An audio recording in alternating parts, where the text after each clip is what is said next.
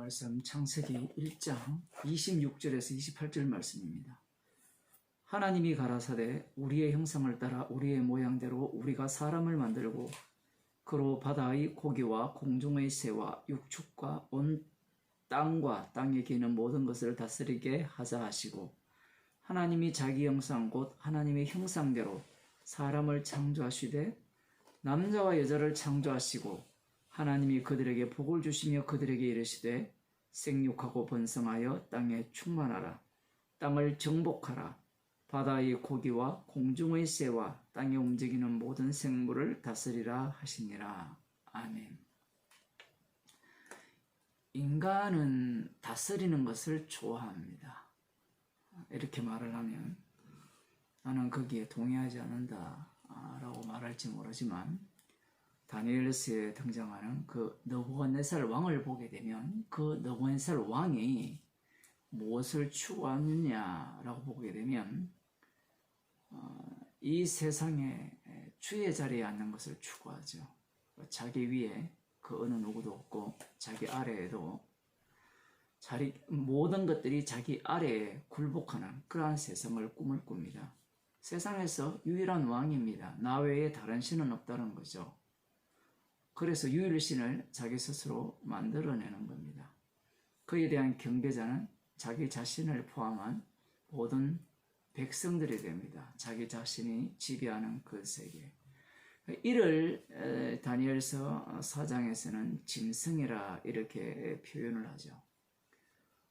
인간은 누구나 지배하기를 원하지 지배받는 것을 원치 않죠. 왜냐하면 이미 악마가 그 속에 자리를 잡고 악마의 권세가 행세되고 있기 때문에 그렇습니다.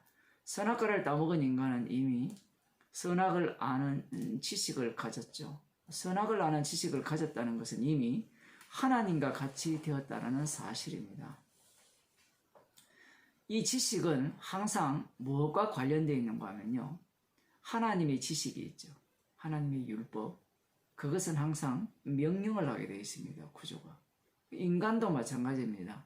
뭔가 지식을 갖게 되면 그 지식을 통해서 어디에 활용을 하는가 하면 하나님의 흉내를 내죠. 지배하려고 합니다. 사람들이 책을 많이 읽는 이유가 뭘까요? 재밌었어요. 사람을 만나지 않으면 재미있어서 그럴 수 있어요. 근데 사람을 만나게 되면 항상 사람과 경쟁을 하죠. 그래서 책을 많이 읽게 되면 다른 사람을 지배할 수 있습니다. 좋은 대학을 가고자 하는 것도 마찬가지고 좋은 직장을 가고자 하는 것도 모두 마찬가지입니다. 모든 사람들을 내 아래에 두고 싶어 하는 것이 인간의 본성입니다. 사람들과 만나서 무시당하는 것은 굉장히 기분이 나쁘죠. 왜 기분이 나쁘냐 물으면 무시당해서라고 합니다. 그런데 무시당하는데 왜 기분 나쁘냐라고 물으면 몰라요. 그 원인을 찾아내지 못합니다. 그 원인이 성경에 있거든요. 자기가 신이기 때문에. 그래서 악마한테 지배를 받기 때문에 인간은 무시당하거나 자기 자신이 지배당한다라고 생각하면 괜히 기분 나빠요. 대통령을 자기가 뽑았잖아요. 근데 대통령이 자기를 지배한다 생각하면 굉장히 불쾌합니다. 모세와 아론을 주께서 지도자를 세웠습니다. 이스라엘의 지도를 세웠을 때 민수기 16장에 보면 이스라엘의 아들 고라가 모세와 아론에 대해서 반기를 들죠. 이게 바로 인간의 본심입니다. 하나님이 세웠던 말든 그건 중요하지 않아요. 첫째 아담 안에 있는 자들의 이 관심이 오늘 본문에 굉장히 집중되어 있죠. 인간이 하나님의 형상대로 지음을 받았다라는 겁니다. 하나님의 형상대로 지음받았기 때문에 인간은 가치가 있다 없다? 있다라는 거예요. 근데 여기에서 인간은 가치 있다라기보다는 나는 가치가 있다라는 겁니다. 오늘날 시대가 그것을 아주 적나라하게 보여주죠.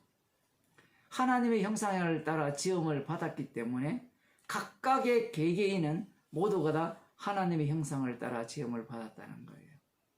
그러면 각각의 개인은 하나님의 형상의 표현형이죠.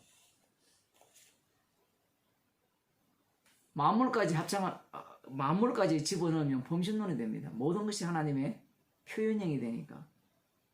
거기까지 가지 않더라도 현재 인간에 대해서 사람들이 생각하는 바는 인간의 개인 인격,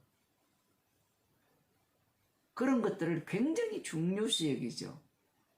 그래서 뭐 소수 인권 어쩌고 저쩌고 이렇게 사람들이 막 외치잖아요. 동성연애자들도 인정해야 되고 막 이렇게 별별 걸 다 인정해야 된다는 거예요. 얼마 전에 그 뉴스를 보니까 동성연애자들을 뭐 어떻게 인권을 보호하고 어쩌고 그러니까 옆에 댓글을 썼는데, 그러면 신천지도 소수 종교니까 인정해야 되지 않느냐. 맞아요. 그 논리에 의하면. 그러나 신천지는 권력을 차지하지 못했고 대중의 지지를 얻지 못했고, 동성연애자들은 대중의 지지는 아닌데 나름대로 그 자기들만의 그 모임, 커뮤니티라고 하죠. 강력한 똘똘 뭉치는 그 힘을 갖고 세력을 가시하는 거예요.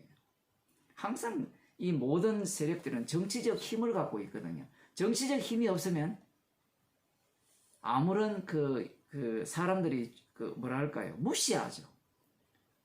뭐 정의 기억연대 그 문제도 지금 언론에서 굉장히 다루고 있잖아요. 그것도 마찬가지입니다. 그것만 그럴까요? 모든 시민단체가 다 똑같아요. 권력을 추구하죠. 자기 목소리를 내겠다는 것은 힘을 내겠다는 거죠. 나를 무시하지 말라는 겁니다. 근데 권력 있는 곳에 뭐가 들어가요? 돈이 있어요. 돈 없는 곳에는 권력이 없습니다. 인간들은 모두가 다 이 성경 말씀에 하나님의 형상대로 지음을 받았기 때문에 자기 자신이 어떤 자라고 인식하는가 하면 하나님의 형상을 닮았다라고 해서 하나님과 같은 존재라고 인식을 해요. 성경 안 봐도 그렇게 생각해요. 왜 그런가 하면 악마가 이미 선악과를 따먹을 때 너는 이것을 먹고 난 뒤에 눈이 밝아져서 하나님과 같이 되겠다라고 했기 때문에 성경을 읽지 않아도 모두가 나는 하나님의 형상을 따라 지음을 받았어 라고 생각을 해요. 그게 악마가 준 사고방식입니다.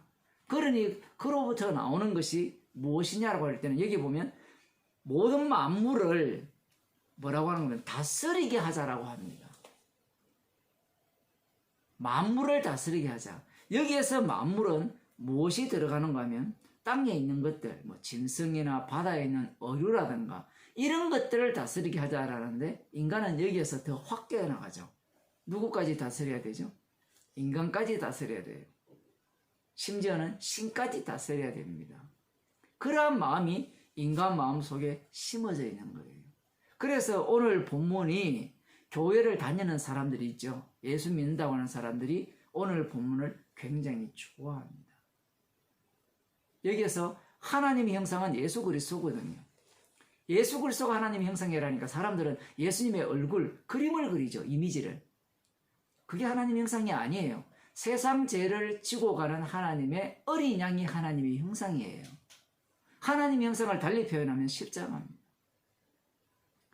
이 세계로부터 버림을 받고 죽임을 당한 자기 백성들로부터 미움을 받아서 이방 나라에게 로마 제국에 내어준 바 되어서 죽임을 당한 그분이 바로 하나님의 형상이에요. 그런데 인간들은 그분을 하나님의 형상이라 생각하지 않고 예수님이 하나님의 형상이라 생각하니까 예수님은 온화하고 자비롭고 뭐 은혜가 풍성하시고 인내하시고 사랑스럽고 이런 식으로 하나님의 형상을 떠올리는 거예요. 근데 그 이미지가 다 누구 이미지예요?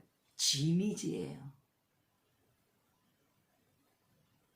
존 레논이 노래 불렀죠. 이미지라는 노래. 천국이 없다고 생각해보라. 하나님이 없다고 생각해보라. 이 말이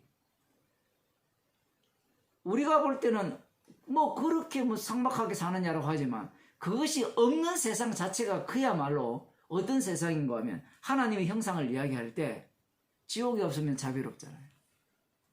천국이 없어도 자유롭잖아요. 내가 자유롭게 사는 게 사랑 아니에요? 사랑 안에서 사는 거 아니에요? 아빠가 엄마가 나를 사랑한다면 내 맘대로 살게 해줘. 그게 사랑이잖아요. 애들이 생각하는 게. 그게 기본이거든요. 왜냐하면 사랑이라는 자체도 인간은 자기 중심으로 해석을 합니다. 그래서 이 하나님의 형상을 십자가에 달린 하나님의 아들로 이해하는 것이 아니라 자기가 생각하는, 달리 말하면 악마가 심어준 사고방식이죠. 자기도 자기 자신을 몰라요. 그래서 여기에서 생육하고 번성하고 땅에 충만하라 이 말씀을 어떤 식으로 이해하는가 하면 내가 느부갓네살 왕이잖아요. 생육하고 번성하고 땅에 충만하거든요. 생육하는데 무엇을 생육합니까? 느부갓네살 왕을 보면 자기가 왕이니까 제국의 왕이니까 자기가 신이니까 많은 아내를 거느리고 막 생육하는 거예요. 그리고 자기 백성들이 생육해야 돼요. 번성해야 돼요. 땅에 충만해야 돼요. 그래야 내가 그들을 다스리는 맛을 느끼죠. 자식들이 왜 공부를 잘해야 돼요? 왜 부자가 돼야 돼요? 다스리는 맛이 있거든요. 자기가 왕노릇하는 맛이 있어서 그래요. 어떤 집단에는 이 본문을 갖고 28절 본문을 갖고 이게 바로 하나님께서 세상을 만드신 목적이다. 천국은 생육하고 번성하고 땅에 충만하는 것이 하나님의 목적이다 하는데 새하늘과 새 땅에 가면 그런 게 없어요. 뭐만 가득 차 있는가 하면 죽임당한 어린 양의 피로만 가득 차 있는 곳이 새하늘과 새 땅입니다. 그래서 최종적으로 하나님께서는 무엇을 목적으로 세상을 창조하셨냐 했을 때는 십자가에 못 박히신 그 하나님의 형상 대신 예수 그리스도죠. 그 십자가의 피복음을 온 세상에, 온 우주에 충만케 하기 위해서 세상을 만드셨다는 겁니다. 창세기 이 말씀을 출애굽한 이스라엘 백성들이 바라볼 때 이 생육하고 번성하고 땅에 충만한 그 세계를 어디에서 봤어요? 애굽에서 봤죠. 그것과 정반대인 생육과 번성과 충만을 이스라엘 백성에게서 뽑아냅니다. 그게 바로 죽임당한 어린 양의 피공로를 자랑하는 이스라엘. 그들이 바로 이 땅에서 드러나는 하나님의 형상의 모습이에요. 오늘날 성도들이 바로 십자가의 피공로를 자랑하는 그러한 삶을 살기에 그들의 모습이 바로 하나님의 형상의 모습을 증거하는 인생입니다. 기도하겠습니다. 하나님 아버지, 하나님의 형상을 따라 사람을 만드셨고 남자와 여자를 만드셨는데 주님의 십자가의 피로 주님만이 참 신랑이 되시고 주님의 십자가의 피로 구속받은 자들이 참 신부가 됨을 온 세상에 가득 채우기 위해서 하나님의 형상을 따라 사람을 만드셨음을 저희들에게 알려주심을 감사드립니다.